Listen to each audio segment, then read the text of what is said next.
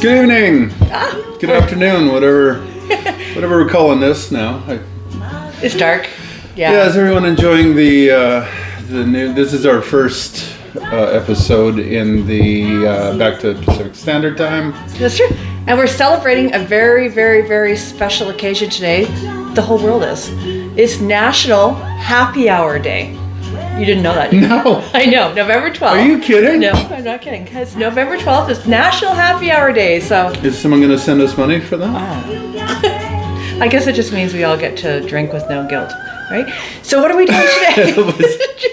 Was I supposed to be feeling guilty about this all this time? What are we doing today? Are we doing this is sort of our meld between John's Plant a Day and Happy Hour. So we got some. Yeah. food. So for those of you that sort of know me, but not really, I'm kind of a plant geek. I guess you'd say. I mean, I work in the landscape construction field, but I do like. I have my little Plant a Day Instagram page and so on.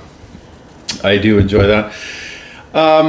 So one of my good friends, Danae, has lent me this book, which is really interesting just to read through. It's not just a recipe book. Actually, for the size of it, there's not all that many recipes in it. But it does go through and tell you a lot of interesting stories about how certain things came to be. So the theme of today is going to be recipes from this book, saying that I think last time I said we were going to have botanically based recipes. That was a dumb thing to say, because really everything that we do here in the mixology department has a botanical root somewhere. I mean, right down to the fact that all the spirits are produced from grains or fruit or whatever.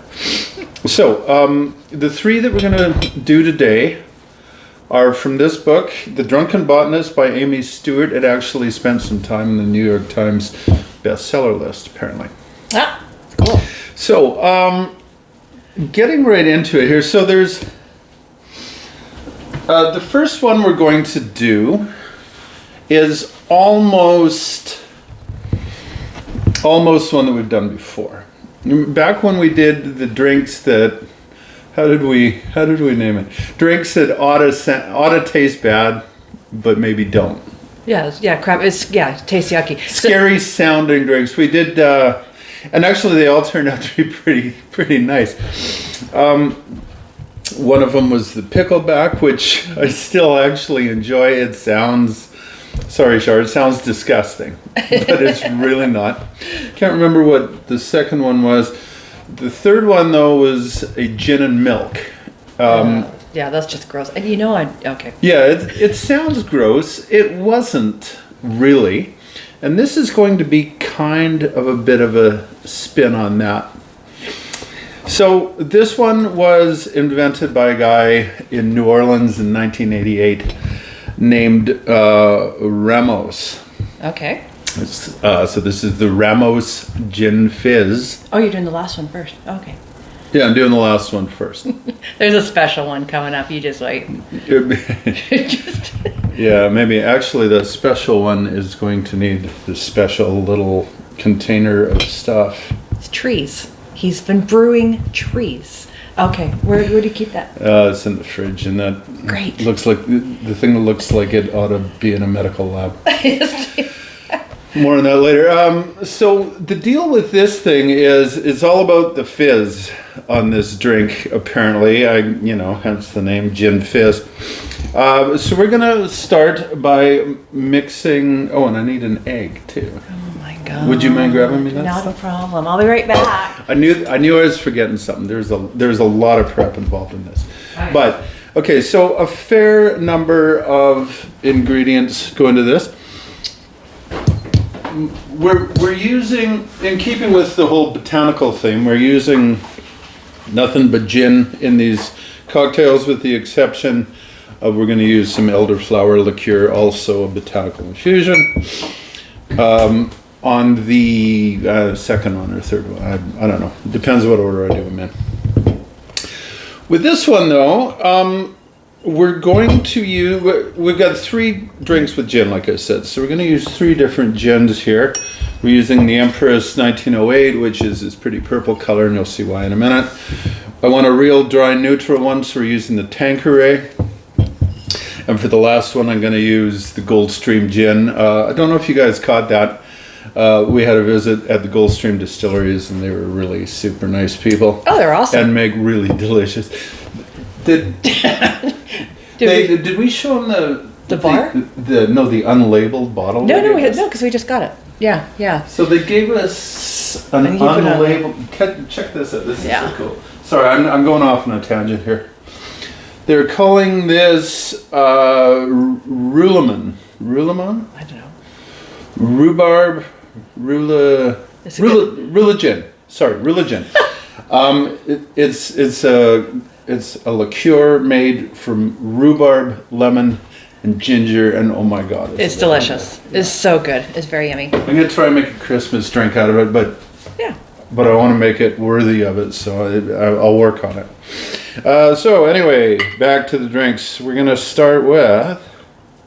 This is the Gin Fizz, right? This is the Gin Fizz. Okay, this is a fizzy one. Yeah, and I want to see what the actual purple does to it. Okay. It's not going to change color because we're not using tonic in this. We are using soda water, but actually the lemon and lime might change it because it's acidic. We will find out. In other words, I'm experimenting here. Yeah, this is us last night. I'm holding an egg. There's going to be an egg and something. Is it egg for the Gin Fizz? Yes, it is. Okay. All right. You're lucky because there's only one left. So is that right? Yeah, you screw this up, you're screwed. I think that's it. No pressure. No pressure at all. It was just going to go splat. Oh, well. And cream. Okay. We're putting cream in this. You can mess with the viscosity of it a little bit. I'm using a half and half. That's 10%. You go heavy or table cream, which is 18. Whipping cream, which is 33%. I don't know that. Yeah. I don't know if you'd want to go with that. I would think that it would cut down on the fizz, but I don't know. We're going to get to the birthdays later. There's a whole schwack of them this month. Isn't there? Yeah, there is. Yeah, that's all that way. Tons. There is. So, Okay. Here's what makes this drink a little bit above and beyond and what makes it fit with the theme. This is orange blossom water. Where does one get orange blossom water? Believe it or not, one gets orange blossom water at the market on Mill Street. Really? Yeah. Like, what do you use it for other than drinks? Smell it. Okay. Oh, wow. Yeah, I know. Wow. This stuff is intense. Holy crap. So first of all, you're not going to down this like cream soda. It's really, yes, it's really strongly flavored, and I'm not sure what it reminds me of. Yeah, so hang on, I'll just have It's very fragrant. Orange blossom water is made from the orange blossoms, but from the bitter orange tree. It's a shampoo. It's like the herbal essence of the 1980s. Oh, never mind. You're not selling this at all, are you? Fabergé Organic, anyone? I don't know. Yeah, let's drink that. Well, yeah. To move on to Tide Pods. You're right. So 3 drops is all this takes. And that leaves it more or less balanced. I think you put in 4. No, that was 3.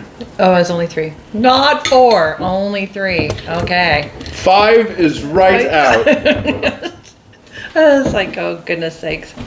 Okay. So the way we're going to do this is going to be a little bit different here. We're going to use a rocks glass for this. Okay. You got some ice. I do. You got your big balls. They're frozen. I'm going to put one of my big balls in the glass. Oh, great. Just You started it. Oh, lordy. You're stuck. There you go. This thing's cool, hey? Can you see it? Yeah. Makes me giant, like... Capital iron. Capital iron? Yeah. Really? Oh, okay.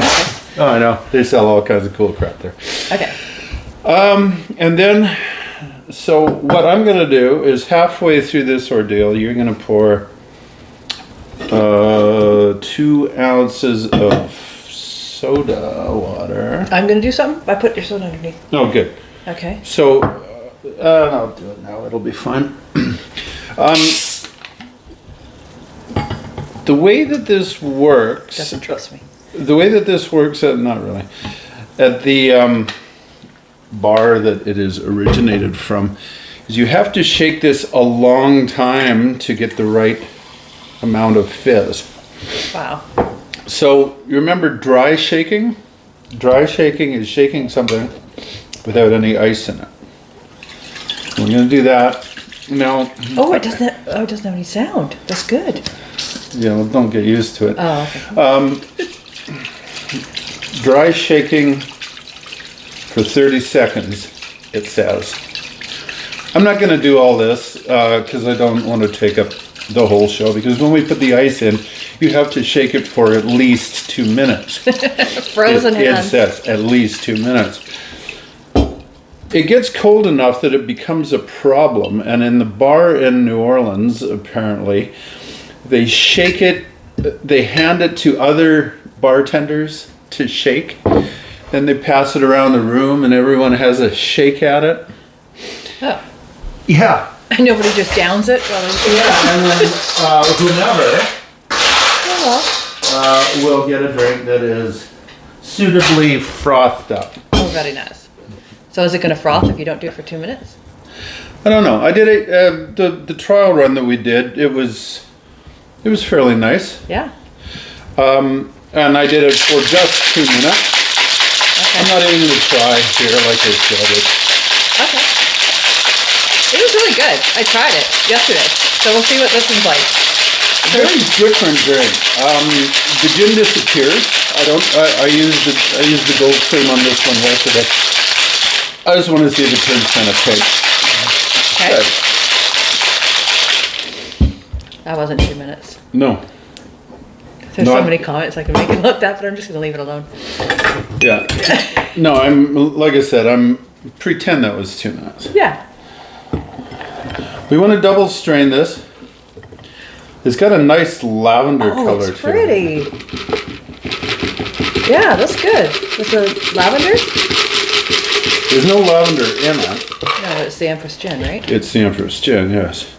Which, keeping with the botanical theme, Yeah. is pea flower blossoms, which give it that purple color. Very nice. Very nice. Every last drop. It's fairly thick and goopy. Okay. And if you do it for 2 minutes, you know you're going to have all kinds of ice chips in it. So Okay. And we're garnishing with we're lemon. just going to garnish this one. Actually, we're just going to float it there Okay. All right. because I couldn't tear it. Okay, I'm going to come and show you this nice pretty color. You see how it's kind of a moldy, pretty color? Very nice. All right. And I'm going to try this. Let's give it a whirl. Okay. Oh yeah, it's really good, but it's not even close to the one last night. Why? What was the one last night? Fuzzy. Different? It's Oh, fuzzy. the froth. bit. Yeah. Yeah. So really, you do need to do the 2 minutes.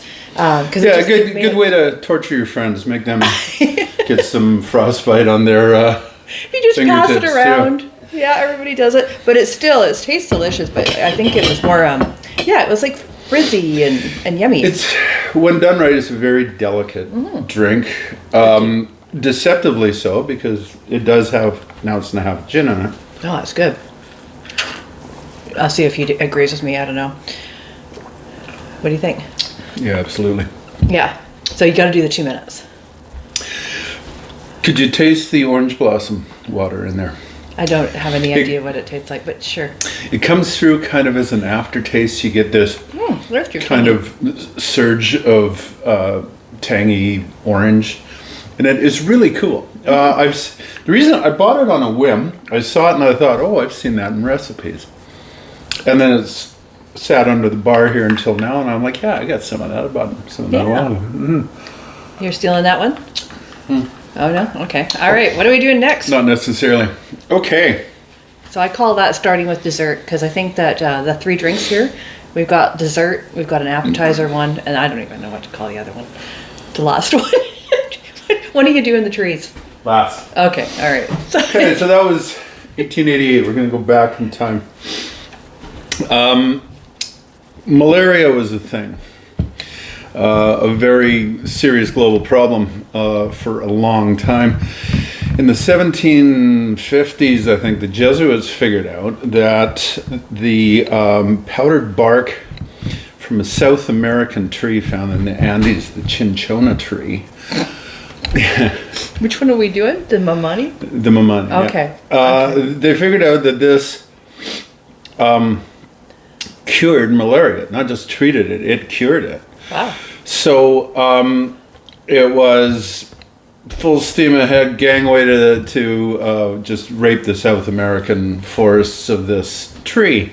So the way the British, the Dutch, everyone were sending ships in to basically log the forests of this tree, take it back, debark it, grind up everything, and make this stuff to treat malaria, because they all had overseas interests, right? Mm-hmm.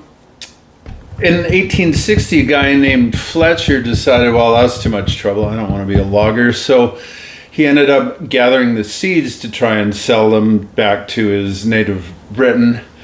The first batch of seeds were duds, so he figured, I'm going to pay a guy that lives here to go gather the seeds. So he paid with this guy named Manuel Mamani. Ah, now I get it. To go out and gather seeds for him. So he did, but Manuel got caught.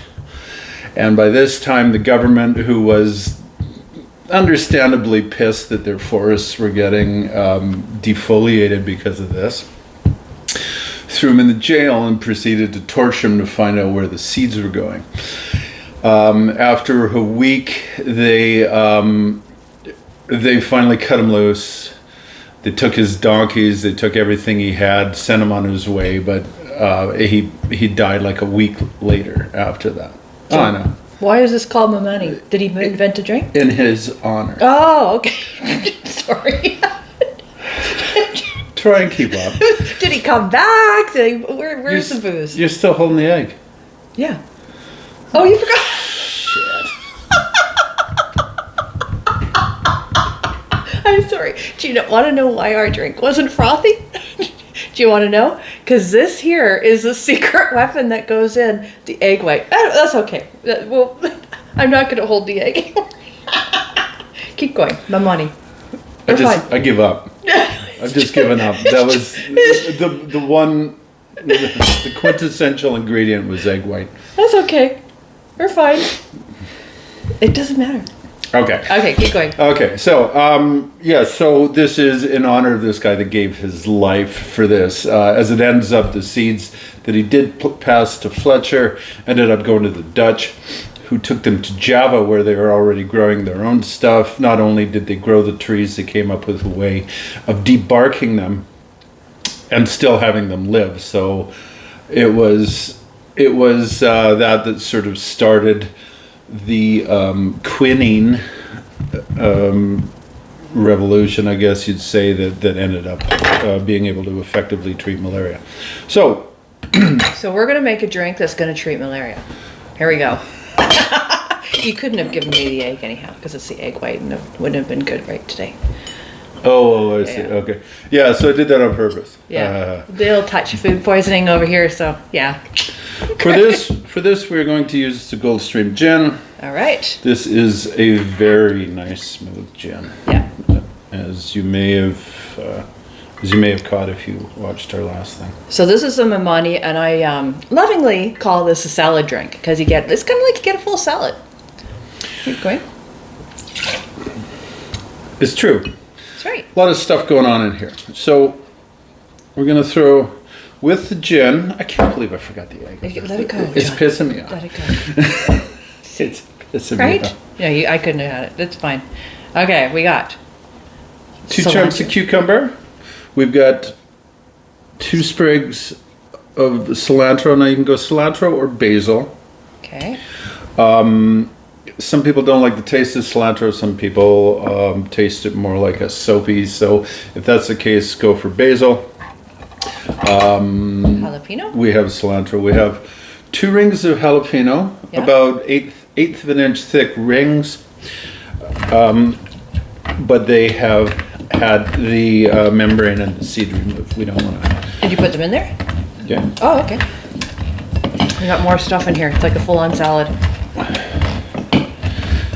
Are you just muddling it all together, mushing it? Yeah, so we're muddling this together. Okay.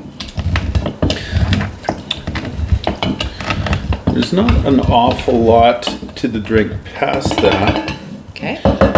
except for how you build. So in this one, we're going to build it in layers. We're going to use Collins glass. Sort of because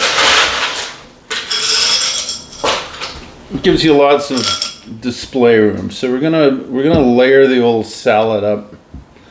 Cucumbers? We're gonna do a couple of the chunks I muddled were kind of 1/2 inch thick. These are very thin. Cilantro? I'm gonna put some cilantro. Go with a little bit of nachos. Yeah, I'm gonna put some ice.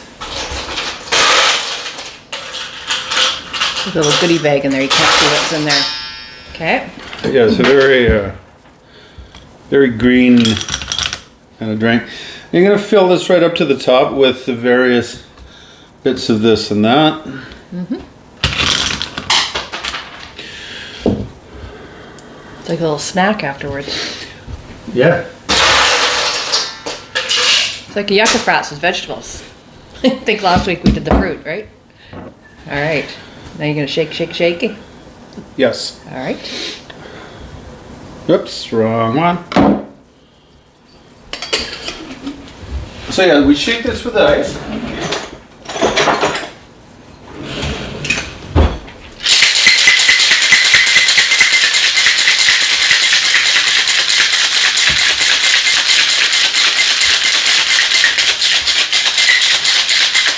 Make it simple. Okay. Okay. This straining it out of this is so slow for some reason. I'm not sure why.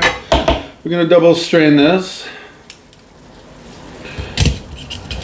because of the ice chips again. We're gonna go. Yum. It's a pleasant green color there. Actually, I like this one. It's actually really refreshing. It kind of is. I was surprised. I mean, I thought it would be, but pleasantly surprised at how it turns out. Yeah. We're using Phillips Sparkmouth Dry Artisanal Tonic. Oh, not just tonic. Well, it's a local tonic. Yeah. One of the local companies, Phillips Brewing, for those of you who don't live here, has gone into making. They make tonics. They also make root beer, ginger ale. Really? I think cola. Yeah. Oh, cool. Orange soda. And they're all quite good. The beer is too. They make really good beer. Yeah. Now you're gonna And garnish then for a garnish with this one. Fancy, fancy. Get the salad fixings going. Yeah, we're going to garnish with. Now you can go 2 ways with this. You could sit one of these on top like this. In this case, we're gonna go 3, Yeah, full on tomatoes. and we're gonna sink it in there. Oh, cool. All right. So there you go, garden in a glass. Exactly. See, that's a fancy name rather than the Mamani. Garden in the glass. See how pretty that is? And it just goes really nicely right before dinner. All right. I'm going to try it. Okay. What So- a good idea. Yeah, let's see. Yeah, I really like that. Yeah, it's got that cucumbery, refreshing taste to it. It's almost like a cucumber mojito, a little bit. It's so good though. I could drink this. I like this one. Okay. Yeah. You have that one. Yeah, I'll have the weird one. because it's got the veggies in it. Last but not least is the Douglas Expedition. This is talking about a guy named David Douglas. Where did we hear about him? So last weekend we did our live from Parksville thing where we had entirely too much tequila and other things. And so to get a little bit of oxygen into our bodies, the next day we went to a place called Cathedral Grove. Again, if you're not from around here, Cathedral Grove is probably one of the more readily accessible pieces of old growth forest around here. It's gorgeous. We do live in a temperate rainforest, which means that we get some absolutely incredible trees. Like the big tree, I think it was 3 point something meters or over 10 feet through the base. 800 years old. Yeah, 800 years old. It's incredible. So we learned about him. Yeah, so it was around back in 1824 when David Douglas was over here. He was a botanist, a Scottish botanist. Of course. Who died at the age, he died at the age of 35 in a volcano in Hawaii under mysterious circumstances. Didn't a bull? Yeah, he was gored by a bull after he fell into a pit. That's gotta be some bad luck. I don't mean to laugh. It's not very nice. It's horrible. Mm-hmm. Anyway, so from one commercially important species to another, the fir tree that bears his name is probably one of the most commercially important lumber trees that we have in Canada, called the Douglas Fir. Ironically, his a rival botanist, because I guess these guys have rivalries. I don't know.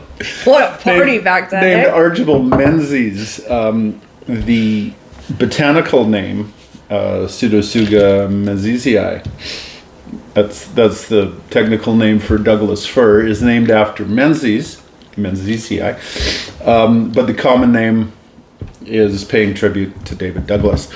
So, in the spirit of paying tribute to David Douglas, we're going to murder one of his trees.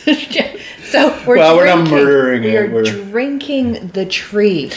So this calls for something called Douglas Fir eau-de-vie. Fancy name for tree. Fancy name for liqueur, I guess.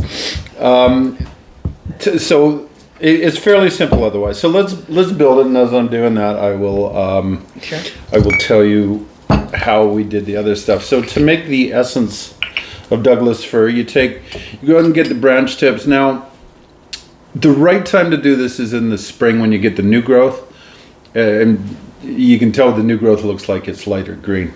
This is the wrong time of year to be doing it, but I give it a try anyway. So what you do, we got 1 ounce of that. We're going to do half an ounce of the St-Germain. Mm-hmm. This is elderflower. He's got 1 ounce of fir. Do the cheat sheet here.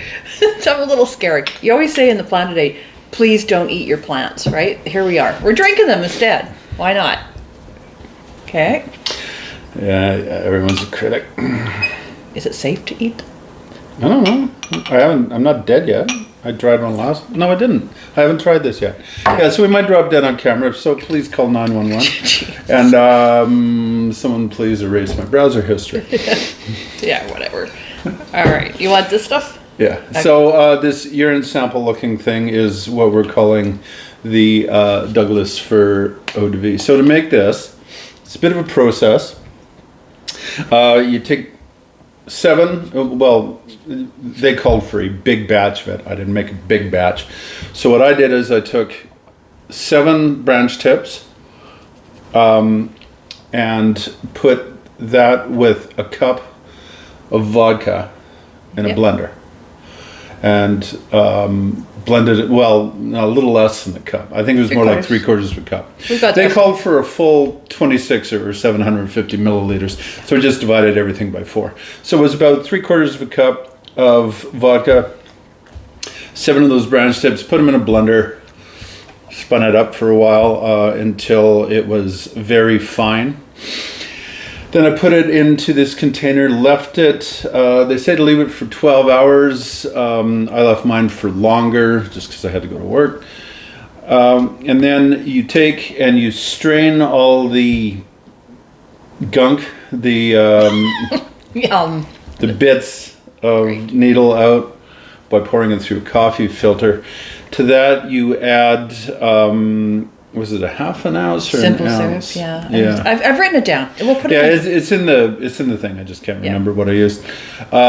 So that's what constitutes this. So we're going to use an ounce of that. And it really, really does look like yellow. Yeah. Yeah. Smell it though. Okay. Okay. We'll see. If you grew up around here, it probably smells a little bit like Christmas if you had live Christmas trees growing up. Oh, there you go.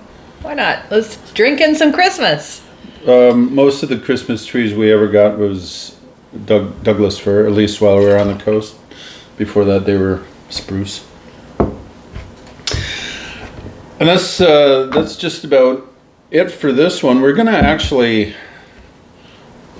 garnish this. Okay.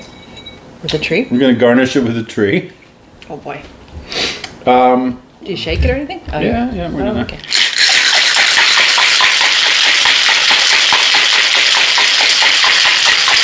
I'm excited. You can tell. I have not tasted this, so. No, neither of us have. Yeah, the reaction is going to be real. Like this is. It took a while to make the tree. to. Can we filter it? I'm not even gonna bother with that one. Okay. What's in the bottom there? They're like tree branches? What's going on there? Okay. Just shush. Oh, sorry. It's like bark. Oh, we put a bunch of ice in. Yum. Okay. Now, Oh boy. this is not entirely as far out in left field as Sue might be letting you think. Sorry, you can get the label up there, but there you go. The Q Lounge at Empress, at the Empress Hotel, I think, does something with an infusion of a balsam fir. They, of course, do it masterfully. It's absolutely delicious. It's really, really good. Okay, go get yourself some trees. Oh my goodness, that's good. What Christmas tree? Could you use your old Christmas tree? No. Oh, thought we could do. That's really good. Taste that. Wow, that's I had no idea that a fir tree would make your drink taste good. Who knew? It's delicious. No, we had no idea. Almost makes up for the egg white. Whatever, we'll get over the egg white. Well, that's Yeah, it's wow. it's like a Tom's Collins Christmas flavored. That's really, really good. I wonder, hey, Adam, if you can make yours with some garlic. Yeah, that might be interesting. No? No, you want the fir tree first? Oh, that was the other disgusting drink we had. Garlic? Remember that? Oh, the garlic martini? That's nice. That Yeah, was just delicious, wrap yeah. right back around. Yeah, garlic martini. Yeah. Okay, well, that was good. And we should say there's lots of birthdays but we're really important birthdays coming up on Monday, which is our darling son, Jesse, who's going to be 23. So I know, crazy, hey? 23 years, wow. Tomorrow, my beautiful niece Rebecca. Oh, yes. It's her birthday, 39 tomorrow. Yes, of course. Isn't it Peter, Jill and Peter? Yes, Peter Haylett. Yeah. Happy birthday, my friend. Yeah, and Omer, which is an old colleague from way back. And there's a bunch of them next week too, but I'm going to talk about them next Friday because they're all in and around. There's a bunch of people that all have the same kind of birthdays in and around that time. Yeah, so what are we doing next week? We don't know. Running out of drinks. We're going to put a poll in. We're not running out of drinks. I'm just kidding. We just haven't. Do you see this bar? Oh my God. All right. Anyway, we will come up with something tomorrow or next week that I will try not to screw up. I just wanted the egg for breakfast. It's all good. All right. Well, we've got our salads, so we're going on for dinner. Thanks, Rose, for the shrimp tacos recipe. So that'll be good. Yeah, and Peter, if you're watching, happy birthday! Come on up sometime soon. I'll make you a drink out of a tree. Yes. Oh, and happy anniversary to Jesse and Chris Reed too. That's right. Yeah. Yeah, that's their fifth. Yeah. Fifth. Happy 5th anniversary, you guys. Yeah. It's terrific. Okay. Well, we've got some tree drinking to do. All right. come on up to the little place in the woods and drink some trees. We're all good. Anyways, bye everyone. Bye, guys. Thank you.